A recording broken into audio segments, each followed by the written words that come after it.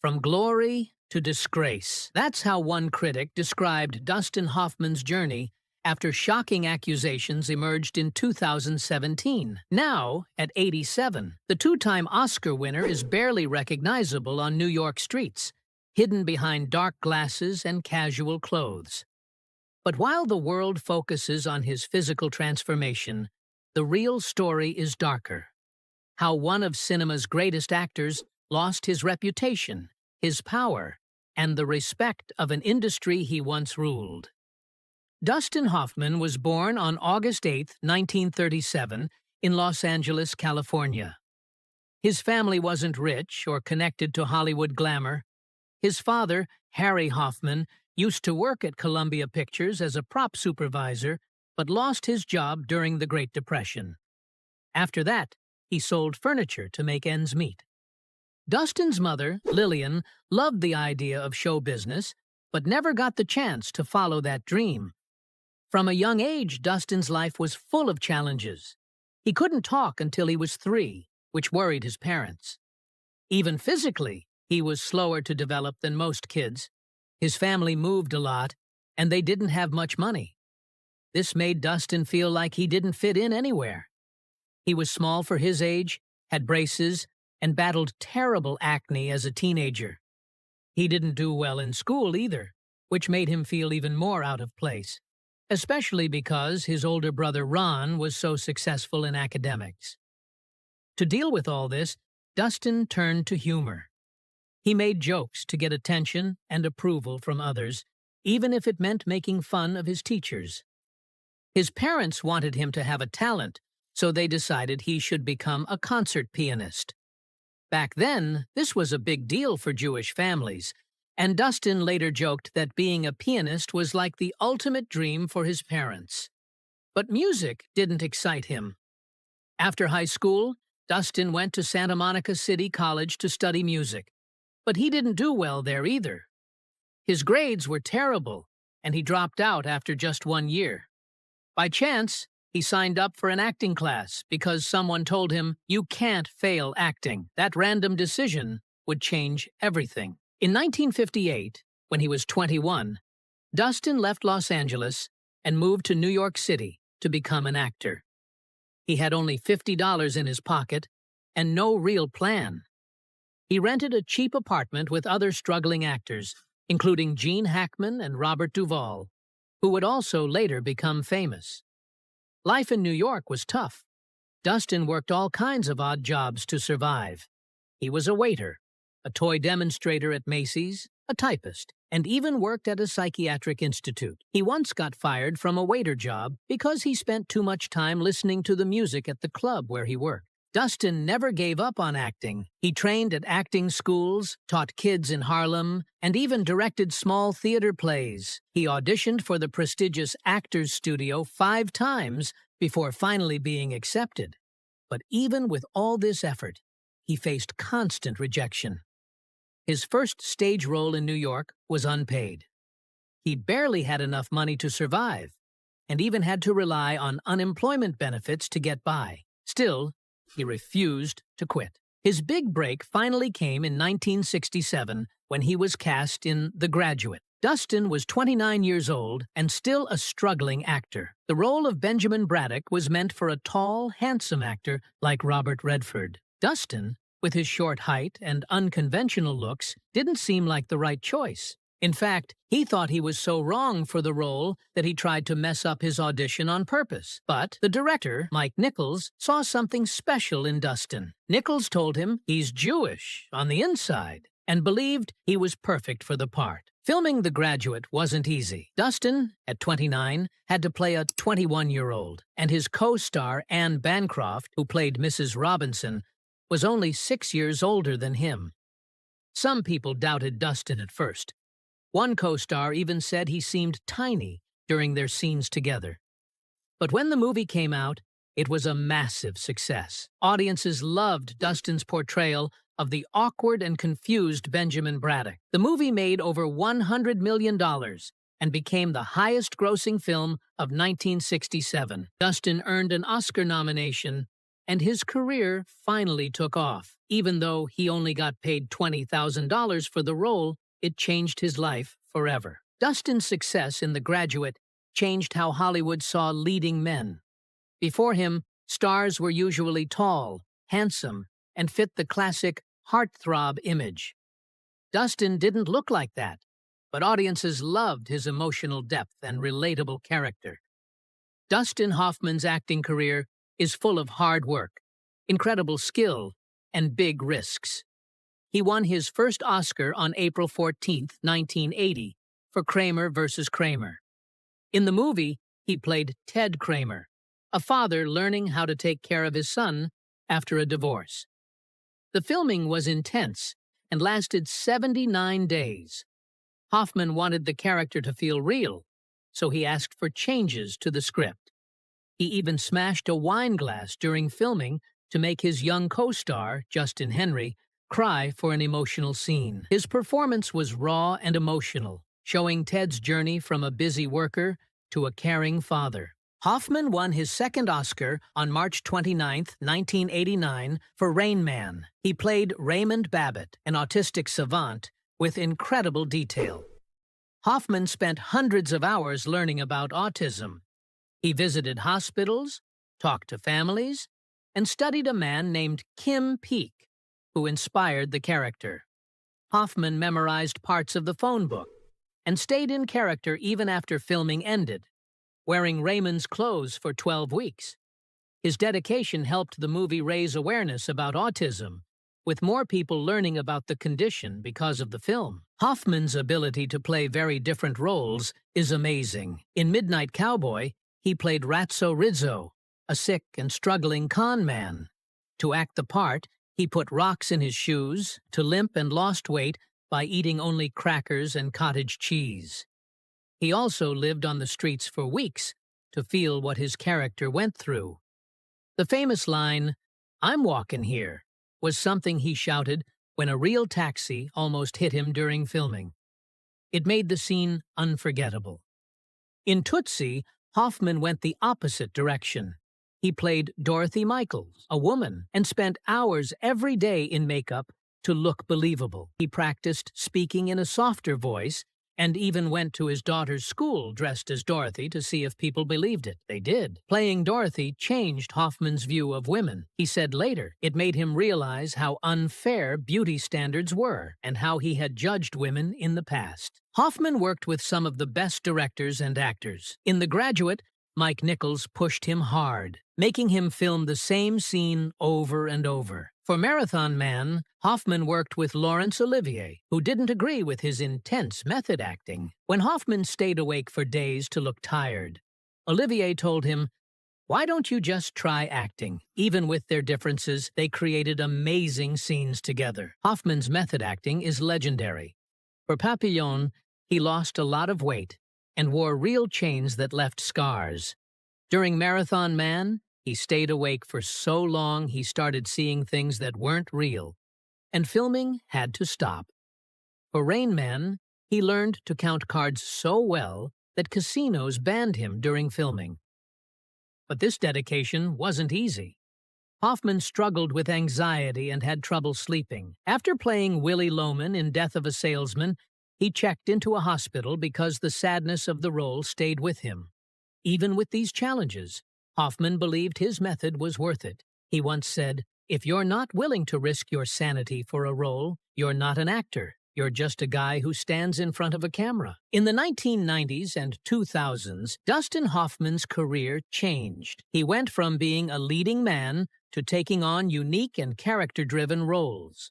On December 11, 1991, he played Captain Hook in Steven Spielberg's Hook. This role was very different from anything he had done before. The movie made $300 million worldwide, but some critics didn't like it. Even so, people loved Hoffman's performance because he made Captain Hook both scary and entertaining. This marked the start of a new phase in his career. In 1997, Hoffman starred in Wag the Dog, a political comedy that seemed almost too real. It came out on December 25th, just weeks before the Monica Lewinsky scandal broke in real life. Hoffman played Stanley Motz, a Hollywood producer who fakes a war to distract from a presidential scandal. His performance was so good, it earned him his 7th Oscar nomination. The movie cost $15 million to make, but earned $64.3 million, proving Hoffman was still a big draw for audiences. The following year, on March 6, 1998, Hoffman appeared in Sphere, a science fiction movie with Sharon Stone and Samuel L. Jackson. The film didn't do well at the box office, making only $73 million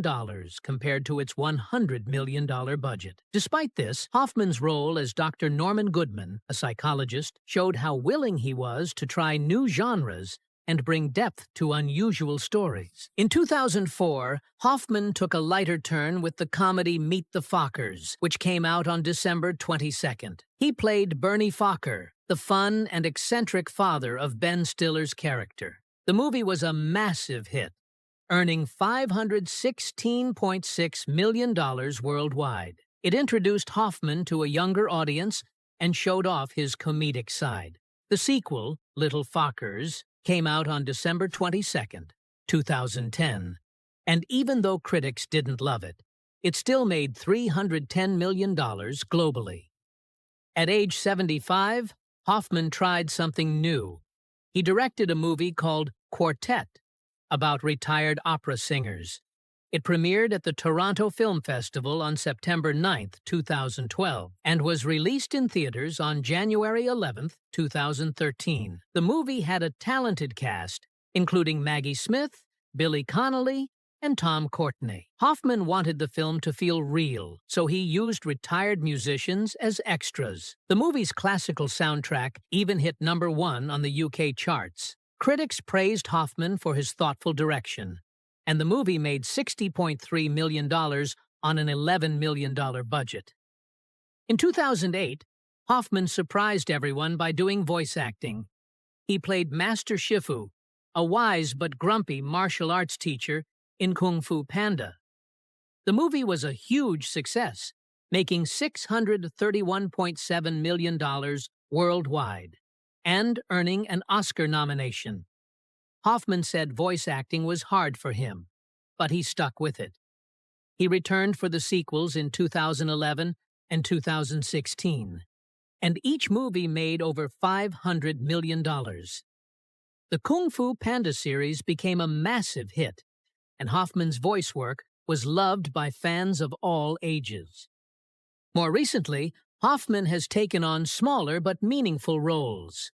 In 2017, he starred in The Meyerowitz Stories with Adam Sandler and Ben Stiller. The movie, which was released on Netflix, focused on family relationships. Hoffman played Harold Meyerowitz, a retired artist struggling with his legacy. Critics said this was one of Hoffman's best performances in years. In 2018, he appeared in a crime drama called Into the Labyrinth, where he played a profiler solving a kidnapping case. In 2023, Hoffman starred in Sam and Kate with his son, Jake Hoffman. The movie was about a father dealing with health problems and his relationship with his son. This role let Hoffman explore real-life father-son dynamics on screen. Behind the scenes, the filming of Kramer vs. Kramer in 1979 was filled with shocking tensions between Dustin Hoffman and Meryl Streep.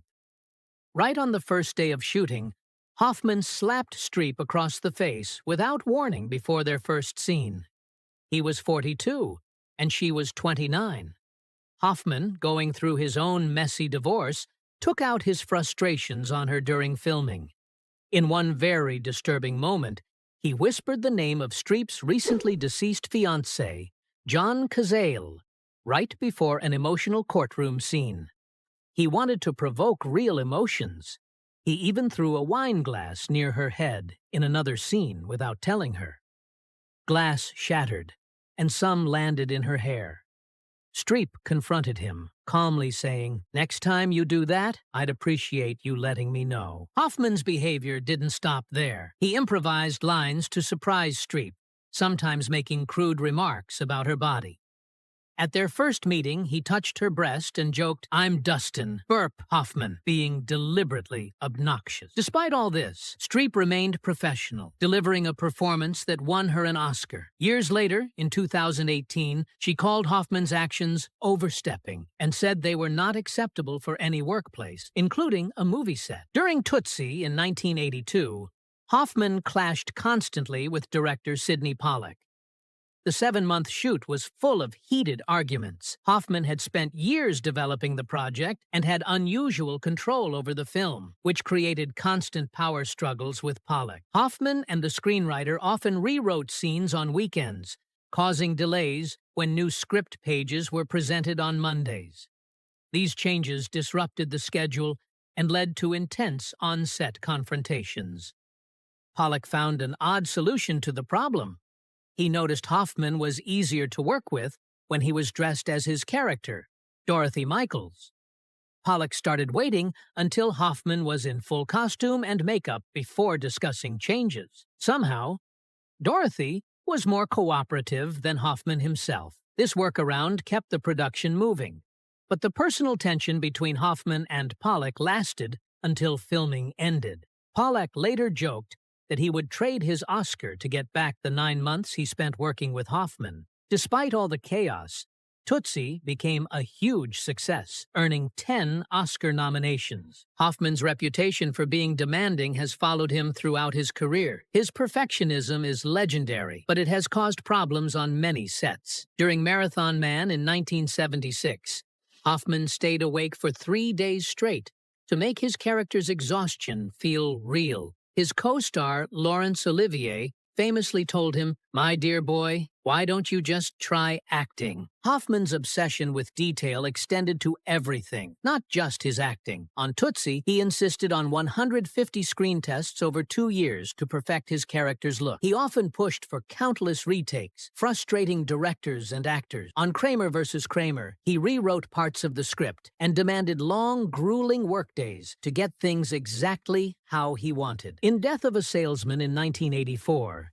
his co-star, John Malkovich, called him impossible to work with. Hoffman constantly needed validation and took over rehearsals, leaving little room for others.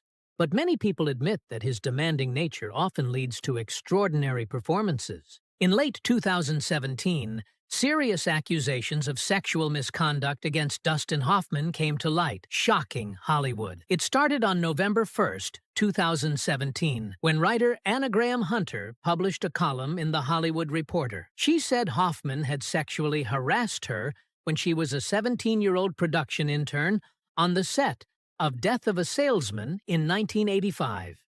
This first accusation opened the door for more stories, and soon 7 other women came forward with similar allegations spanning decades. The accusations varied, from inappropriate comments to serious claims of sexual assault. Melissa Kester, a recent college graduate at the time, alleged that Hoffman assaulted her while recording audio for the 1987 film Ishtar. Another woman, identified only as Carolyn, claimed Hoffman assaulted her in a recording studio during the same time. Corey Thomas, who was just 16, and a friend of Hoffman's daughter, said he exposed himself to her in a hotel room. Other women shared stories of misconduct going back even further. Actress Catherine Rosetter accused Hoffman of repeatedly groping her during the 1983 Broadway revival of Death of a Salesman and its TV movie adaptation. A woman using the pseudonym Pauline alleged that Hoffman exposed and touched himself in front of her in 1973 when she was only 15 years old. Together, these stories painted a disturbing picture of Hoffman's behavior,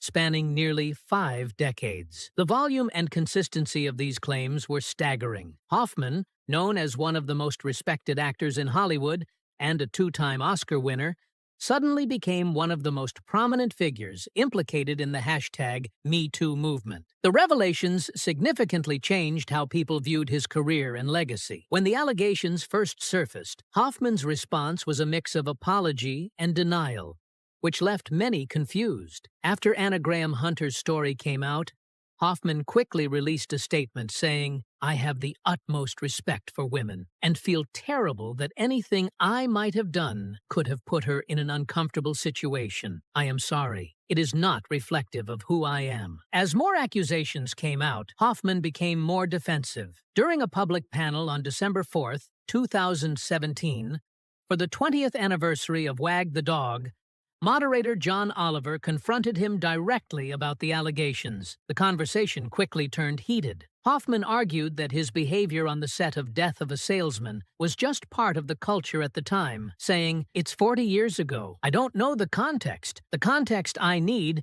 is actually the people, not the things written." This attempt to explain his actions as a product of the times angered many, who saw it as minimizing the seriousness of the accusations. Hoffman also claimed that adult jokes and comments were normal on film sets in the 1980s. Critics heavily criticized this defense, calling it an excuse rather than an acknowledgement of wrongdoing. As more women spoke out, Hoffman's responses grew quieter. His lawyer issued statements denying some of the serious claims, calling them defamatory falsehoods. However, Hoffman himself avoided the public eye, canceling appearances and staying away from interviews. For many, Hoffman's legacy was forever altered by these revelations. Dustin Hoffman's personal life has two big stories about marriage. His first marriage was with Ann Byrne in 1969, just as he became a big star after The Graduate. They were together for 11 years. Dustin adopted Ann's daughter, Karina, and they had a daughter, Jenna, in 1970. But their marriage was not easy. Dustin was very focused on his career, and the stress of fame made things worse. Later, Dustin admitted he was unfaithful during this time. Their divorce in 1980 was difficult, and Ann got a settlement of $4.5 million, which was a lot of money back then. His second marriage was completely different. In 1980, Dustin married Lisa Gottsagen, and they have been together for more than 40 years. Lisa first met Dustin when she was only 10 years old. She told her grandmother, "I want to marry him someday." 12 years later, they met again and got married quickly. Together, they had 4 kids: Jake, Rebecca, Max, and Alexandra. On their first date, they talked about having kids. Lisa wanted 6, but Dustin, already a father of 2, said 4 was enough, and that's exactly what happened. Their marriage has lasted because they share the same values and focus on family. Lisa once said, "The whole point of being married was to be together as a family." Being a father changed Dustin in many ways, even in his work. When he made Kramer versus Kramer in 1979, the story about a father fighting for his son was very close to what he was going through during his divorce. Dustin later said that playing this role helped him become a better father in real life. He realized how important it was to be present for his kids. This connection between his work and his personal life happened again with Rain Man in 1988.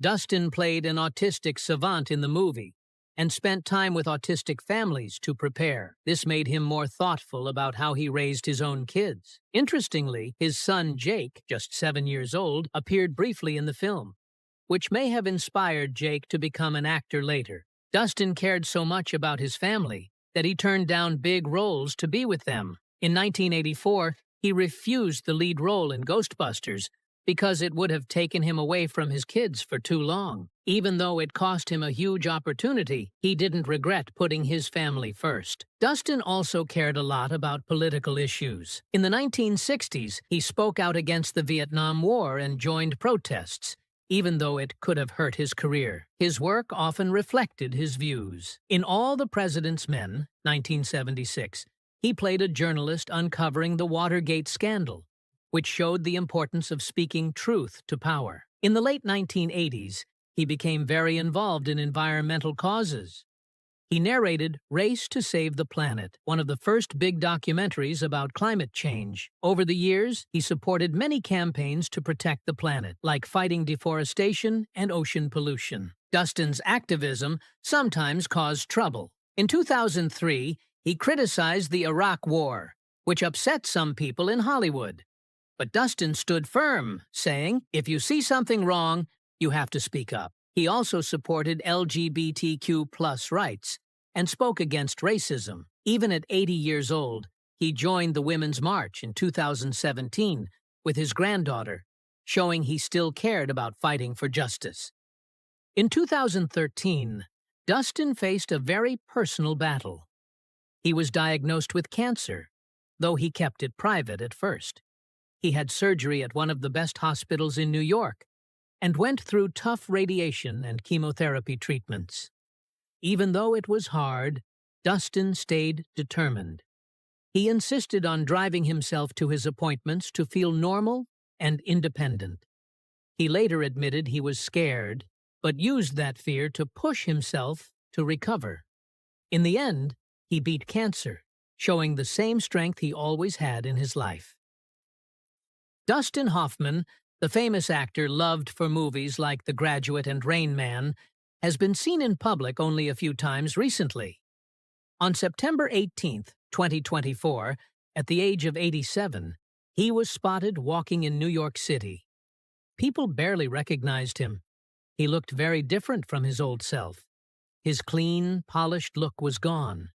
Instead, he had scruffy white stubble, wore a black hat, and hid behind sunglasses. Fans and photographers were surprised by how much he had changed and wondered what his life was like now. Hoffman's new look wasn't just about his face. His whole style seemed different. On October 1st, 2024, he was seen having lunch with his wife, Lisa, at a place called Il Buco in New York City. He wasn't dressed in the classy way people remember from red carpet events. Instead, he wore sweatpants, a hoodie, and a baseball cap. His gray hair was longer than usual, making him look even more different. Many fans felt it was hard to believe this casual man was the same actor they admired for years. These sightings started conversations about how even the biggest stars change with age. Many media outlets called Hoffman unrecognizable, showing how much time can transform even the most familiar faces. But even with all the changes, Hoffman still has a presence that grabs attention. On March 3, 2024, he made a rare appearance at the premiere of Kung Fu Panda 4. He voices the character Master Shifu in the movie. This time, he brought two of his grandchildren along, showing a sweet and family-focused side of himself that fans rarely see. Even at 87, Hoffman hasn't stopped working. In fact, he is still taking on exciting projects. One of the biggest is Megalopolis, a science fiction movie directed by Francis Ford Coppola. It comes out on May 17, 2024. Hoffman stars with big names like Adam Driver and Natalie Emmanuel. The story is about rebuilding New York City after a huge disaster. This is one of Hoffman's first major blockbuster films in years, and fans are excited to see him in it. There have been rumors that Hoffman might retire, but he keeps proving them wrong. He is set to star in a crime thriller called Tuner, directed by Daniel Roher, and another movie called Luca Mortis, which is already finished.